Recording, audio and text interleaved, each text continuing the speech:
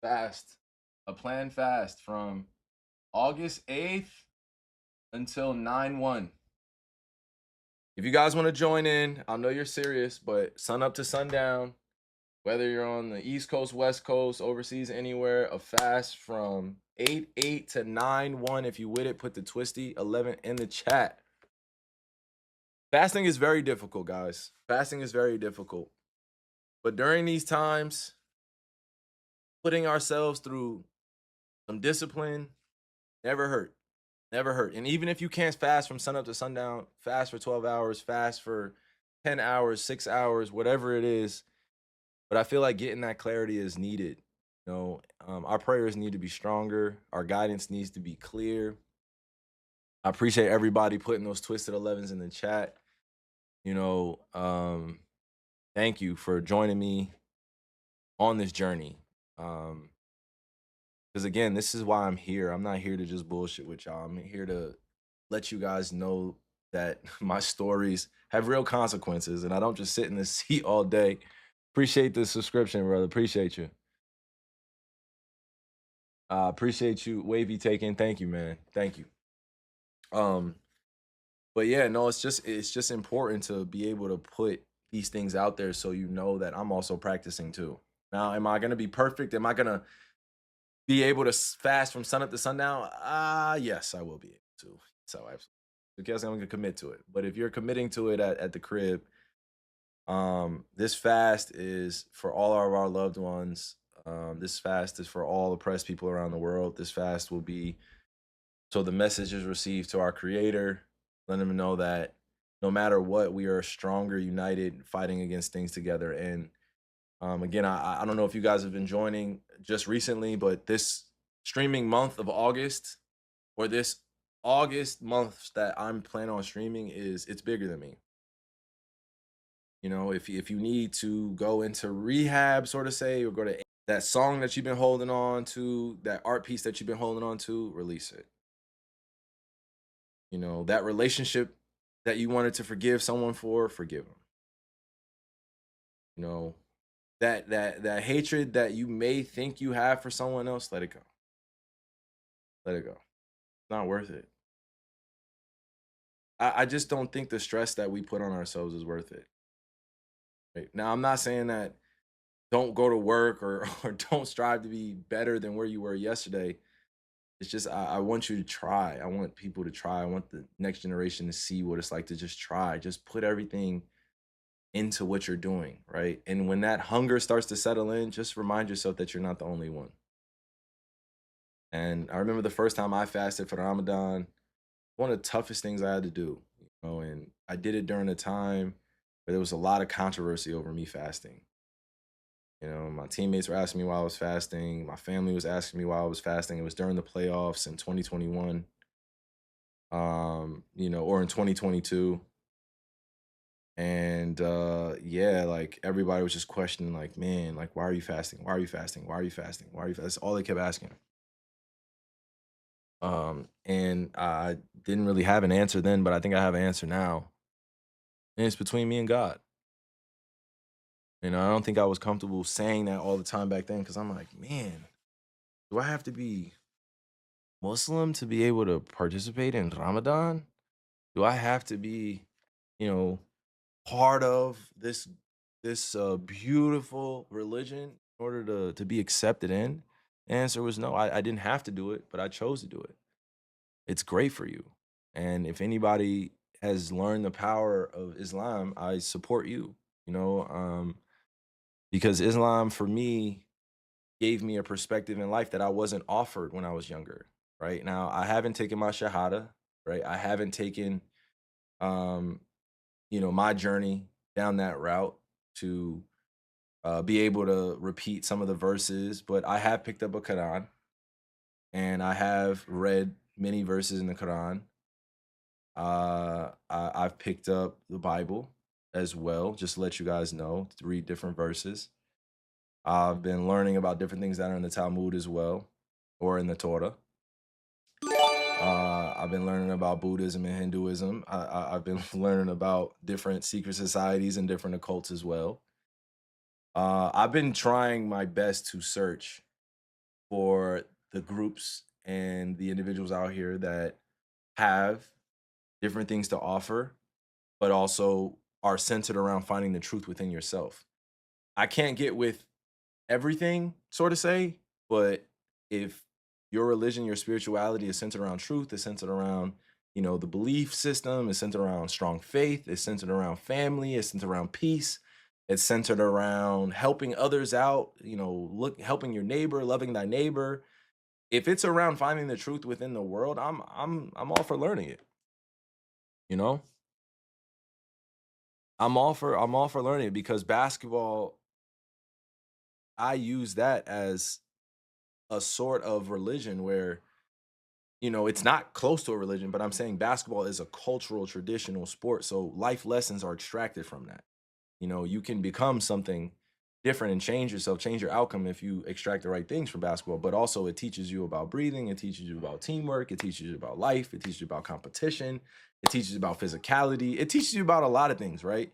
But specifically, when I'm bringing up all the religions and then also bringing up fasting and Ramadan, right? I found truth within myself. I was dealing with, the Islamophobia as well while I was fasting because then now I got grouped into being Muslim and now people are coming at me crazy, which then I figured out I was like, oh, there's a lot of Islamophobic behavior here going on in America. You know what I mean? I was like, oh, wait, there's a religious war going on here between Muslim versus Muslim, or Muslim versus Jew, or Jew versus Jew, or Christian versus Christian, or Christian versus Jew, or Christian versus Muslim. Like, and that's when I was like, oh, I need to learn more. It is literally no, no. I feel you guys. Appreciate you. I'm gonna keep talking about it. I'm gonna keep talking about it. You know, but again, this conversation was streamlining from me being able to now have different spirituality practices or different religious practices that I respect, but I also honor my brothers and sisters that are a part of it because I grew up very Christian, right? I grew up in a Christian led household. I went to a Lutheran church. My grandfather was a Lutheran pastor, Christian pastor. My name, Kyrie, was given to me um, for a reason. If anybody looks up what the name Kyrie means, go ahead, just use 5 minutes. But my name was given to me for religious purposes and for religious reasons. So as I'm on earth existing, I know that my role is a little bit different. So I come in being in this position that I'm in now, being able to learn and being able to invite others into this space and build a bigger tribe. That's why I call my space a tribe because we have many different people on this journey with us, right? We have a lot of different people on this journey, and I make space for those individuals, but I'm not making space for the people that hate and are angry and are jealous and are envious and lie and are deceitful and want to harm other people. I can't be aligned to what you're doing then. I cannot. That's where people start praising these otherworldly entities that don't have anything to do with the works of God. And I'm not going to get into theology expertise because that's not where I sit. And I'm not ever going to tell anyone how to interpret God, but I will say that as a human being that has a strong faith base, has a strong belief system, who believes in God and who believes in Creator, it's easy to tell who's here for what and who's doing what, and everyone's going to have to repent. You know what I mean? Everyone's going to have to say their truth on judgment day or in the afterlife or in the heavenly realm, whatever you believe. Everyone's going to have to be held accountable for their actions. That's why I like to enjoy my time on earth and help out as many people because I don't do it just to be rewarded in that sense, but I do it because I know what's right. I know what's right. It's the reason why I go to restaurants, and I'm sure you've heard a lot of other people say it, but it's why I go to restaurants and I tip, well over whatever the price is. It's why when I'm walking, driving through Dallas and I see people sitting under the bridge, before you get on the Dallas North Tollway. That's why I've given money to homeless individuals. It's why I've tried my best to put my best, my ideas and my creativity and my imagination in places that also challenge the system in ways that many others haven't done it. You know, I'm a journalist by heart, guys. And if you don't know that, I wanted to I'm gonna explain to you. I wanted to become a journalist before I wanted to become an NBA. I obviously had the goal of being an NBA player, but I was not tall, I was not fast, I was not skying over anybody. So I really had to have a plan A, B, C. All right. I wanted to be a journalist. And in my journalistic ways, in my journalistic passions, I've definitely come across different subjects where it's just like, no, no, no, no, you don't touch that. You know, I wanted to be a journalist. I wanted to. I'm interested because what else is going on around the world that I want to do research on and I want to be informed about and I want to share it with my family and I want to help them make informed decisions on what's going on in our world instead of being brainwashed and indoctrinated at home by the TV or social media, right? I want more for my people. I don't just want to be known as like this athlete that was like this good figurine figure and all you guys did was just like hear me every once in a while speak about basketball or say some random shit or just do random events or random activations and shit like that and I have nothing else going on. Right? That's why I love my older peers that are speaking out. I love my younger peers that are watching me speak out and they're doing their own thing on content creation because we need more broadening skill sets in this space.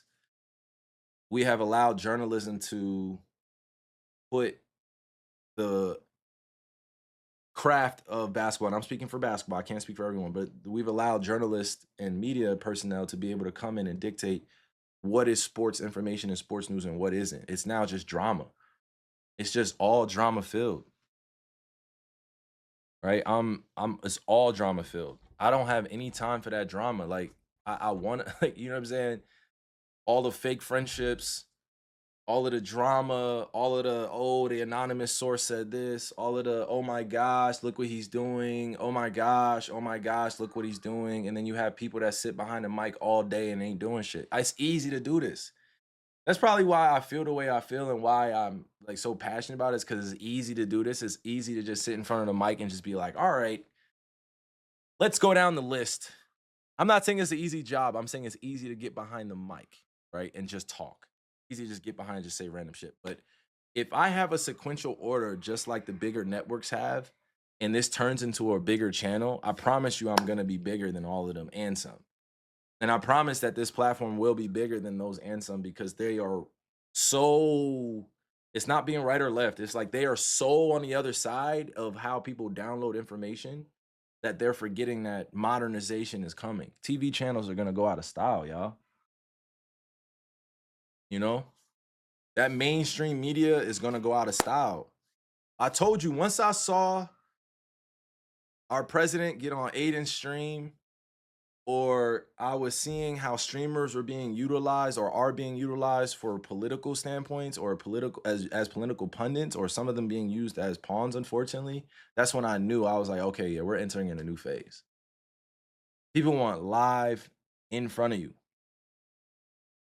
you know? So I have my thoughts on it, but the mainstream media is changing. You're gonna have to stand behind those tweets. You're gonna have to stand behind those podcast episodes. You're gonna have to stand behind that curated YouTube video. You're gonna have to stand behind what you're saying because majority of the time, a lot of these streamers, a lot of the media pundits, right, or journalists, right, there's a war going on of what information should be shared. You got real live journalists that can't get interviews because everybody wants to be on the streaming world. Then you have streaming world coming over here that's trying to redefine how everybody is reporting on things. The streaming world is just like, I'll use this clip right now and then I'll clear it up and this shit won't be a thing for me anymore. I'm telling y'all, it was different. It was different. It was different, y'all. Like seeing how we had legitimate, like we have legitimate, I think you guys know what I'm trying to get at, but we have legitimate guests being on podcasts that have warrants out for their arrests or are wanted, you know what I mean? By the International Criminal Court. Like we yeah. I like the dynamic shifted completely. I was just like, oh. So it went from gaming platforms, right? Everybody's playing video games all day to now now we're on here bringing in like yeah, we're bringing in these type of people. Okay, cool. So that's why for me I took it as okay, Well, there has to be a like another pro peace side, right? We have to have a pro peace side that's also counteracting that. And that's where I stand with it, you know? I'm not I don't have an opinion on what people do on here. I'm not ever gonna judge anybody on here because I'm not the perfect cookie in the batch, dog. I've made a lot of digital mistakes. I've learned from my lessons. I've done my best to educate myself on what's going on and be informed. I try my best not to make excuses for not being informed, but I am behind the times quite often when it comes to politics or when it comes to what's being modernized in AI or what's going on in crypto or what's going on in the world news. Yeah, sometimes I'm behind. But again, this started from me letting the next generation know that you guys have a chance to really shape this the way you want it, you know? And I don't want you to waste this time like people in their 20s where they don't really know what's going on. And I don't want y'all to be in that place. Your teachers aren't necessarily going to tell you in school all the time. So I would advise you to ask your parents. And if your parents don't know, reach out to someone locally, like a politician or a teacher or a coach, someone that also has a life outside of their job, you know? Go get advice from people smarter than you. If you guys leave with anything here and you've been watching me, go be around people that are smarter than you. I'm telling you, it's the best conversations. I fucking hate being in conversations with people that just we're just literally just talking about, oh my God, such a good time. Like, oh my gosh, such a good time. It's such a good time. Life is just such a good time. Life is not always a great time, bruh. Maybe people really dealing with things and they try their best to fit in with everybody and pretend like nothing's going on and they have real thoughts about what's going on in the world.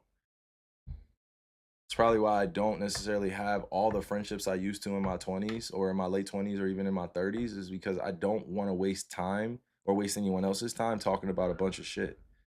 I want to act on things. I want to get things done, you know?